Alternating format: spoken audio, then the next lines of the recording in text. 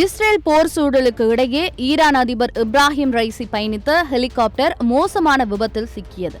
விபத்து நடந்த இடத்தை ஆய்வு செய்ததில் ஈரான் அதிபர், அந்நாட்டின் வெளியுறவுத்துறை அமைச்சர், ஈரானின் கிழக்கு அசர்பைஜான் மாகாண ஆளுநர் மற்றும் சில அதிகாரிகள் விபத்தில் உயிரிழந்துள்ளனர். விபத்தில் சிக்கிய ஹெலிகாப்டரில் பயணித்த யாரும் உயிர் பிழைக்கவில்லை என ஈரான் அரசு அதிகாரப்பூர்வ தகவலை வெளியிட்டுள்ளது. ஈரானின் கிழக்கு அசர்பைஜான் மாகாணத்தில் உள்ள வர்சகான் மற்றும் ஜோல்பா நகரங்களுக்கு நடுவே மோசமான வானிலை காரணமா ஹெலிகாப்டர் ஆனது விபத்துக்குள்ளானதாக கூறப்படுகிறது. ஈரான் அதிபர் இப்ராஹிம் ரைசி மரணத்தால் உள்நாட்டு மற்றும் வெளிநாட்டு அரசியலில் பல்வேறு மாற்றங்கள் ஏற்படும் என எதிர்பார்க்கப்படுகிறது.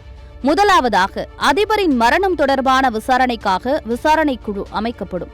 விபத்தாக இருக்கும் பட்சத்தில் பிற நாடுகளுக்கான சிக்கல் நீங்கிவிடும்.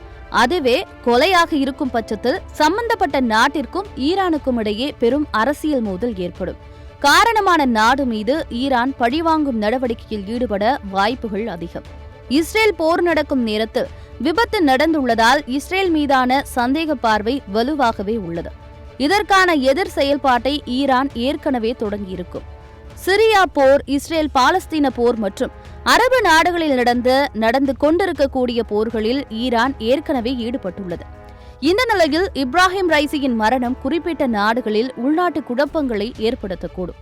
ஏற்கனவே பொருளாதார தடையை எதிர்கொண்டுள்ள ஈரான் அதிபரின் மரணத்தால் பொருளாதார ரீதியாக மேலும் முடக்கத்தை சந்திக்கும்.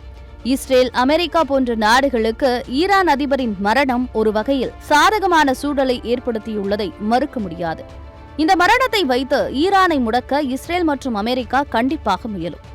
இஸ்ரேலுக்கு எதிரான பாலஸ்தீன போரில் ஹிஸ்புல்லா படைக்கும் மற்ற பாலஸ்தீன படைகளுக்கும் பெரும் உதவியாக இருந்தது ஈரான்.